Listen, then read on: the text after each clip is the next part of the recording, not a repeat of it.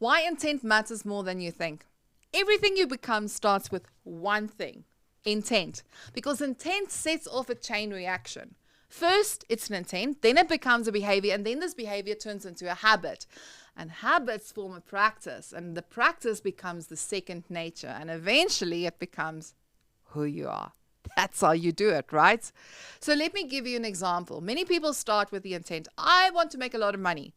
There's nothing wrong with money, but when money is the intent, behaviors follow. Shortcuts, chasing trends, comparing yourself to others, doing things that don't feel aligned but feel lucrative.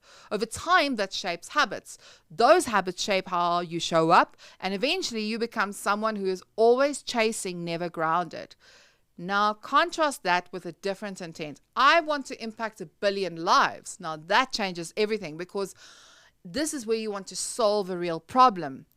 Notice what changes, the behavior shifts. You listen more, you build with care, you think long term, you focus on usefulness, not attention. Those behaviors form habits, those habits become practice, and over time you become someone whose work creates value. And here's the interesting part. Money follows the second you are on that path. Not because it was chased, but because it was earned through impact.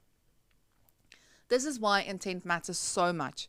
Your intent quietly shapes what you say yes to, what you walk away from, what you're willing to sacrifice, and what you protect. People don't usually change because of one big decision.